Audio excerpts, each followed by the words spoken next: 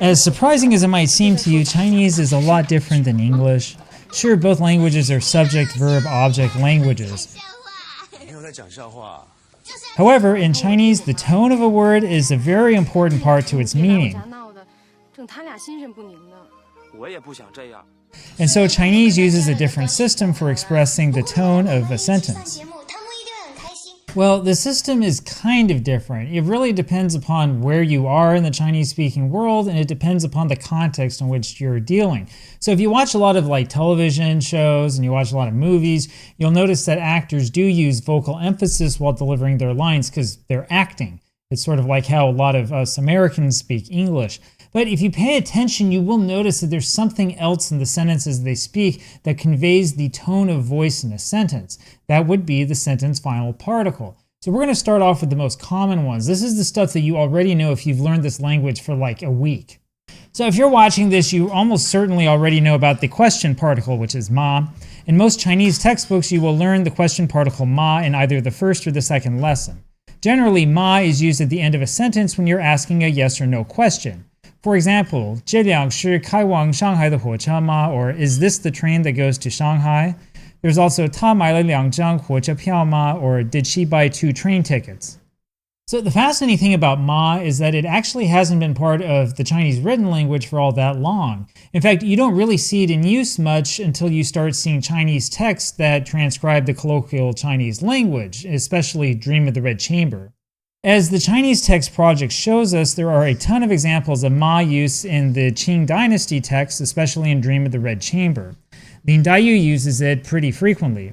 For example, in this passage, she says, 幸亏是姨妈这里，生活在别人家，那不叫人家恼吗? Which means, fortunately, we are at your place, Auntie, but if we were somewhere else, wouldn't people be offended? Anyway, as you can see, she uses ma here in the modern sense of the word as a yes or no question at the end of the sentence. So there are a few uses of ma that you might not be very familiar with. For example, you can use it in rhetorical questions. For example, 这件事难道你不知道吗? Or did you really not know about this? Or there's this one, 那么重要的事难道你忘记了吗? Or did you really forget about something so important? Anyway, the other interesting and geeky thing about ma is that it shows up in a whole bunch of Chinese dialects and even in old forms of Tibetan. This is according to the ABC Etymological Dictionary of Old Chinese. And you can tell that ma is a relatively late addition to written Chinese because it's got that small box as a radical. Radical is the thing on the side of the character. That small box is the ko, and it indicates that it comes from the mouth. In fact, all of the sentence final particles that we're going to look at today have the same radical, the same ko. It's because it is from Kouyu, or the spoken language, as opposed to the traditional written Chinese language. The same is true of na, which is used to say and how about, referring to a very specific context. So here the context is that some other person is drinking coffee.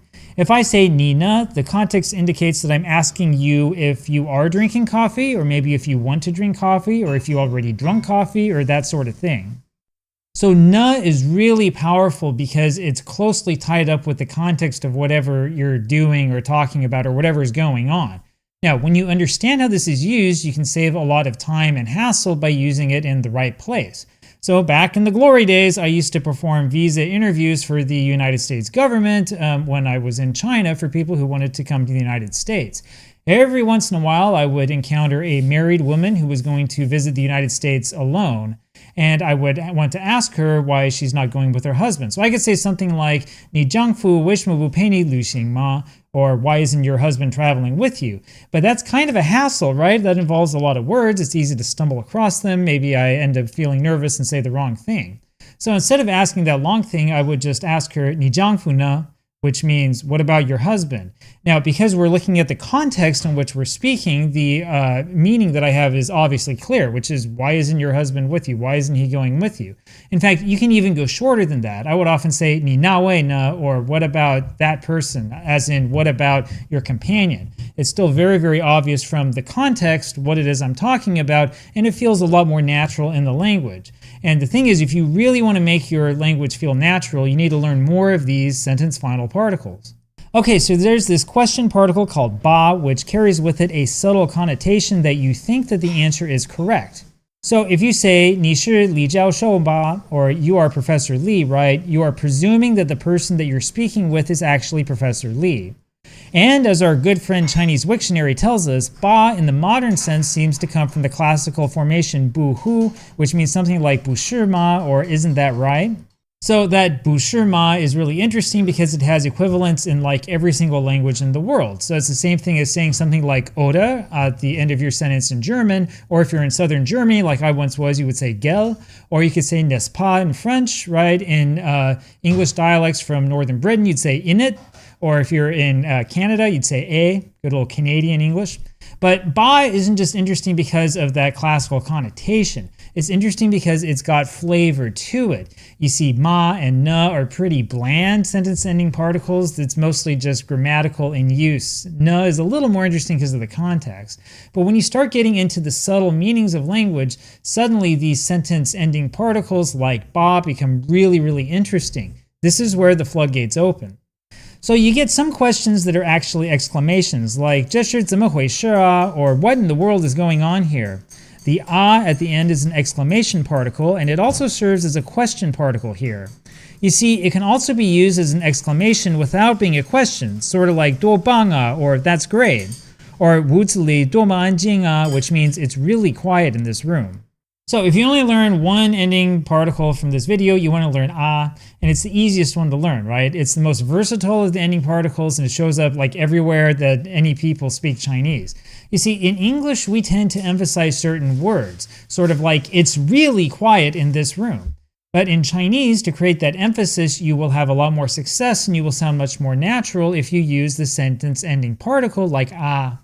Now, there are some rules to using the variants of ah, such as ya, wa, la, and so on, as you can see in this chart. So for example, in the sentence 这里的风景多美呀, or the scenery here is really beautiful, ya is used because mei ends with the a vowel sound. In the sentence 今天夏天的天气真好啊, or the weather this summer is excellent, wa comes more naturally off your tongue because hao ends with the sound ao, ao. And in 我的天呢, the word na is more natural because tian ends with the n sound. So do people actually follow these rules when they write Chinese? Well, of course not. If you've ever chatted in Chinese, or if you've ever used a Chinese message board, you already know that part. So don't worry too much about it. But it is interesting to know that there are rules, at least in theory.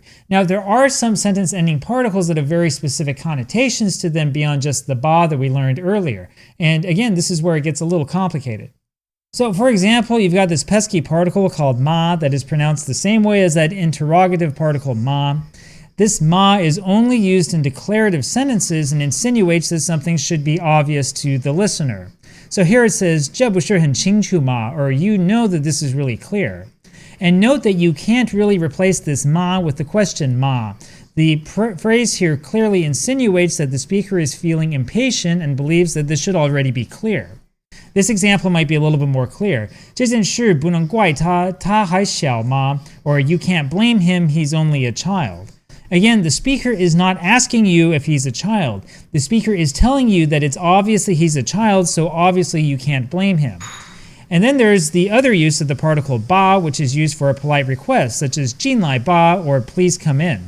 So actually, for me, it took a couple of years to understand that the ba here was not really a command. So in Chinese, if you were just going to say 进来 as a command, this would sound very, very direct. This would imply that you have some sort of authority, and if you don't, it would look really funny. This is how you would talk with your dog, right?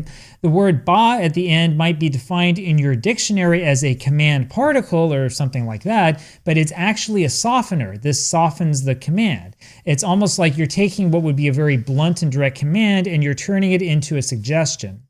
So here you say 你先走吧, or you go ahead, but it's got a polite feel to it as if you were inviting your father-in-law to go first in a game of chess.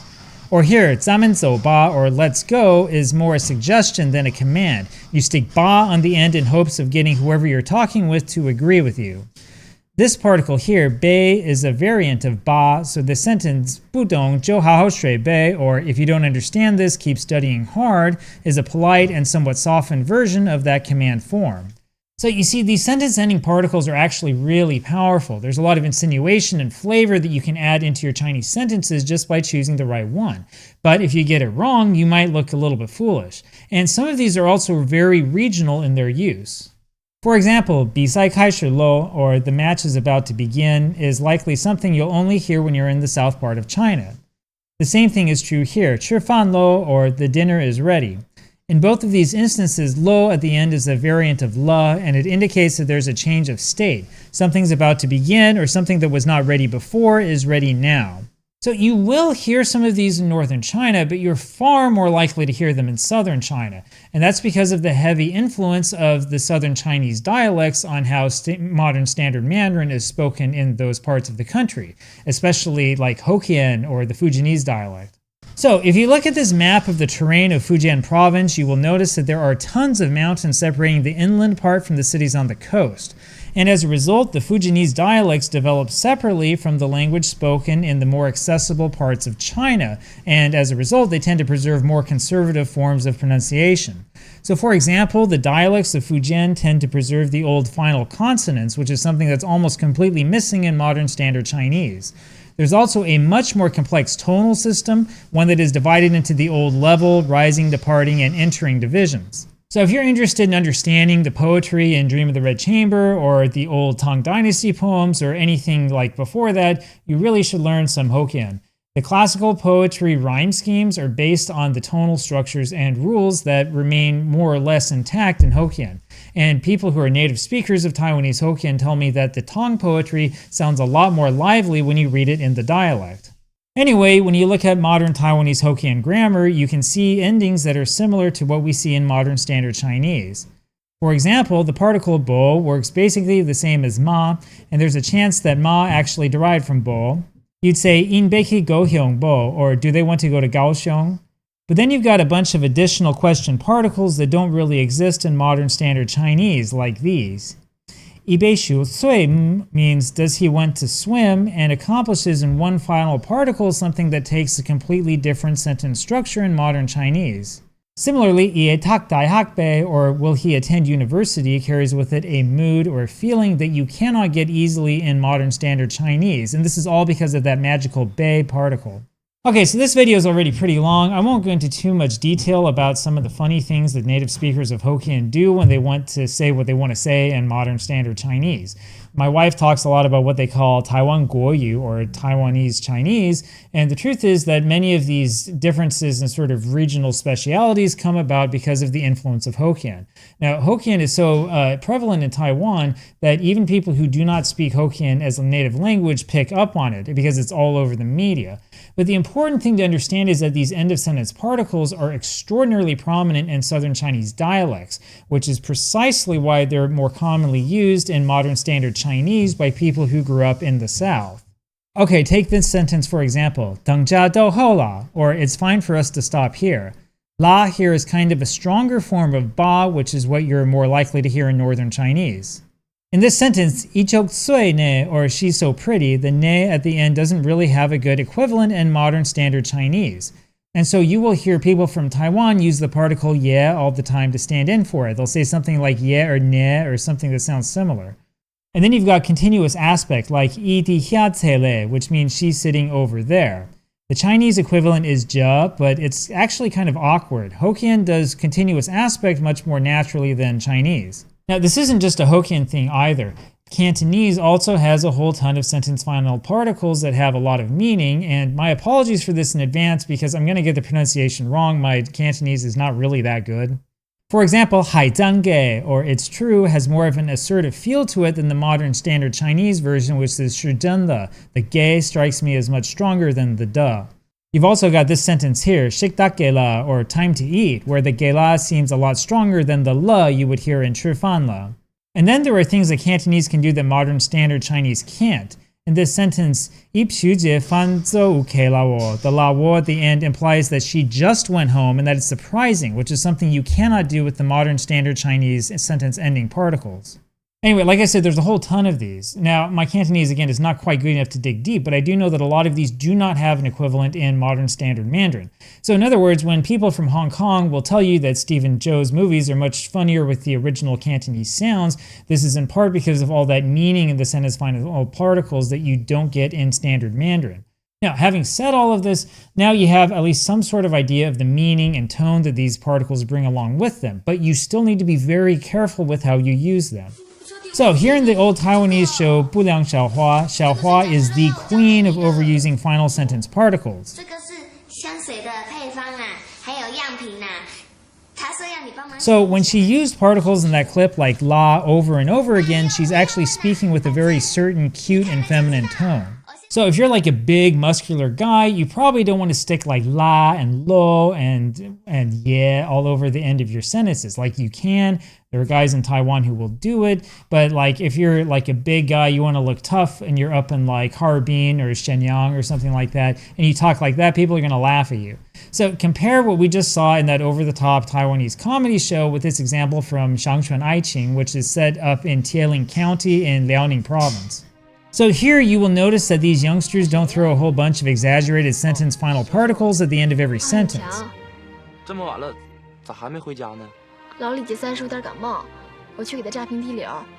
Now if you listen to that closely, you would also have heard that she uses the hua to soften and feminize her speech, even though it might not sound that way to you. So in other words, sentence final particles are really a potent weapon. But if you use a whole ton of them, you might inadvertently make people think that you like talk with teenage girls all the time, like, you know, whatever. It's always best to spend your time listening first to what people say to get an idea of what they tend to say in certain contexts, in certain situations, so you don't like stick your foot in your mouth. Trust me on this one, I'm the voice of experience here. Anyway, I hope that this helps you out as you try to speak Chinese more natively and more naturally, and I'll have more for you again next time.